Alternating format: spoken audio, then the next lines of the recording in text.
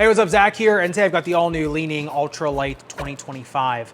Let's get into them. And thanks to Kickzone for sending me a pair of these to check out. If you want to check out a pair for yourself, I'll leave a link in the description below, as well as they did give me a discount code, so you can check that out as well. All right, now before I get started with the uppers, I just want to say it really feels like Li-Ning is trying to see where the line is in terms of how light you can make a basketball shoe, how much like a super shoe running shoe you can make a basketball without making it unstable, and they have not found that line yet. And they just keep getting more and more inventive, which is super fun for me to check out. And yeah, honestly, these were just a blast. Now, starting off in the uppers, you'll see the words boom fiber on here. Those are these, almost horizontal fibers here in the midfoot. In the forefoot and in the rear foot, it does appear to be like nylon or just textile woven mesh, which is still ultra light, ultra breathable for sure. But those boom fibers seem like that's what's fused onto the textile woven mesh in the midfoot for a little bit more stability. Remember, boom foam is made of TPE, thermoplastic elastomer foam. Remember, you can make yarns out of that. Thermoplastic elastomers can be made into a lot of things. Remember, one of the first uses of Pevex was in medical equipment, different, tubing for medical equipment. So you can make yarns and cables out of them as well. And yeah, they are, as the shoe says, ultra light.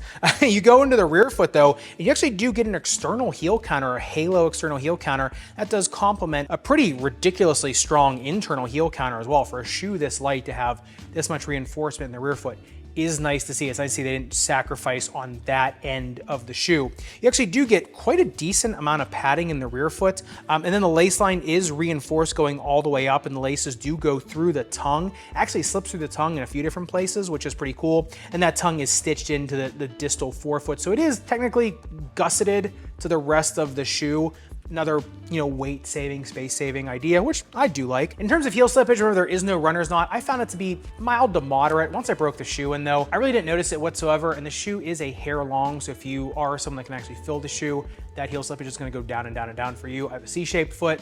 So a lot of times my actual, size of shoe, sometimes I'm a little bit short in the shoe. So that was maybe something for me that is not going to be for you if you're longer footed. Now look at these things on the breathability test. They only heated up 90.1 degrees. And because when you look down on the shoe, you can basically see through it in a lot of places. That's not a surprise. Look at this on the breathability mapping, and fog is just pouring out of these things. So in terms of heat management and moisture management, definitely one of the best out there. Look at this thing on the upper durability test, 10 seconds highest grit sandpaper.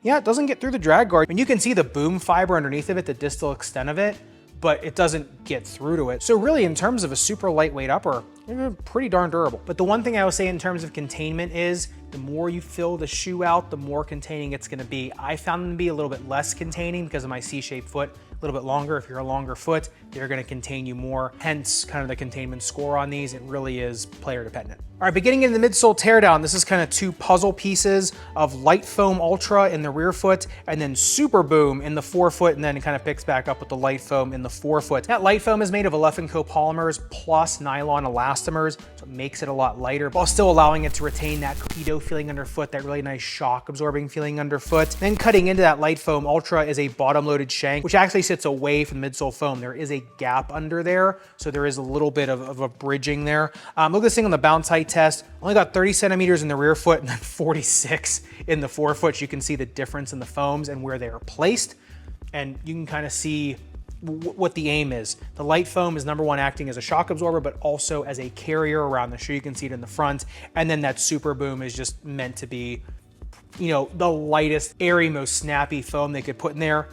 Honestly, they do stay a lot more stable than you think they're going to for the weight of them. I thought that was, that was really interesting, especially because there is a TPU stabilizer on the outside of them, but still for a shoe this light, just the construction of the midsole, I thought pretty well done. All right, but getting into the outsole tread, these look like rotary blades, like on the underside of a lawnmower. That's what they look like, but it's a little more of just flat linear patterns going down the shoe. It is two tread pods in the forefoot and the rear foot. That shank kind of separates them. If you look at it on the grip test ramp, it does slip at 39 degrees. The initial grip on these things is pretty darn good. And yeah, they do pick up some dust and they are a little bit more forgiving once you have them on for a little while. The thing is, the durometer of them is 23.5. It is hard rubber. And so for this lightweight of a shoe, this much protection on it, and you can take them on outdoor courts. I mean, look at this thing on the Outsole durability test, 10 seconds highest grit sandpaper, basically just burr just cleans off the micro gritting. These do have micro gritting, which is that stamp on each individual rubber to get micro and macro traction. So yeah, I mean, for an indoor plus outdoor shoe, that really kind of changes the conversation in terms of the grip. Yeah, you might have to wipe them down every so often on an indoor court, but something you can take on indoor and outdoor courts. It's this light, but also this protective in the midsole from outdoor courts, you know, from unforgiving asphalt, cement, and concrete, I think is absolutely fantastic. Now, look at these things on the speed ratio. They do come in at a 3.7, Schenck score of 0.1, brings it up to a 3.8. And I think if you're talking about north to south speed, more fast break speed, then yes, I think that is 100%. Are they the fastest side to side shoes? No, they're definitely above average, but they're much more meant for front to back speed. The interesting thing is they do have a medial flange in the forefoot and in the rear foot. So they do give really good push off power. So if you're trying to get a shoe for quick reaction times, things like that, absolutely fantastic. Not just because they're lightweight, just because some simple little triangle and a simple little outcropping in the forefoot, it does go a long way in terms of push off power. In terms of stopping power, like I said, you fill the shoe out more, you're gonna get more stopping power with me. I can almost feel the forefoot kind of buckling in front of me because I wasn't filling it out as much. Did I ever roll? No. Did it ever buckle? No. I could just kind of feel just a little bit more shoe there. If you fill the shoe out more, that is not going to be a problem. That was a me problem, maybe not so much a you problem. But getting into the fit of the ultralights, I think I've touched on this a lot in this video. This is kind of the crux of the shoe. They only do have a 10-degree inflare, and for a speed focus shoe, I think that's pretty darn mellow. Like I said, they do come in a hair long at 29.1 centimeters of length, 9.3 centimeters of metatarsal width, 10.2 of toe box width, and a toe box taper of only 26 degrees.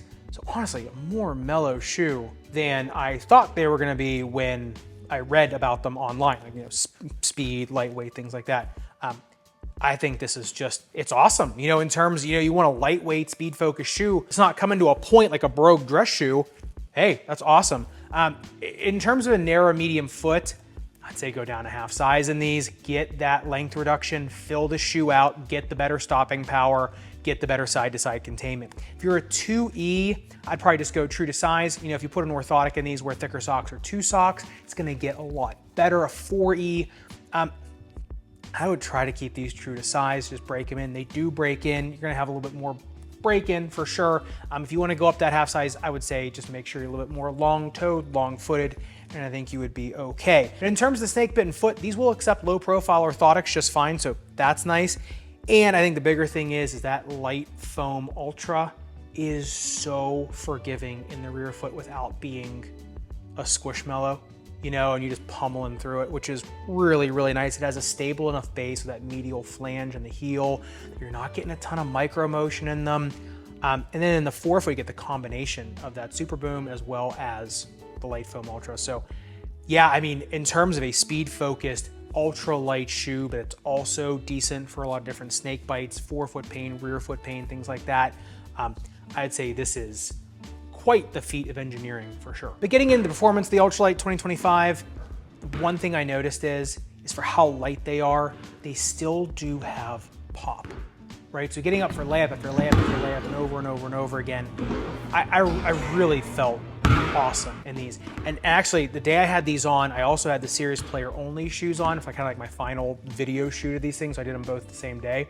And I had these on second, and my legs still felt really good in these. I could still feel that assist. And I was wondering, I was like, am I just feeling good in these the one day I was in them? And that's why I kind of feel like they're, you know, lightweight, but still give me a lot of pop. No, they are lightweight and still give quite a bit of pop, especially going north to south. So if you're looking for a shoe, lightweight can get you up and down the court, quick reaction times, a shoe for, you know, like I said, fast breaks and getting up over and over and over again, that also has a decent amount of shock absorption, I think these are your shoes.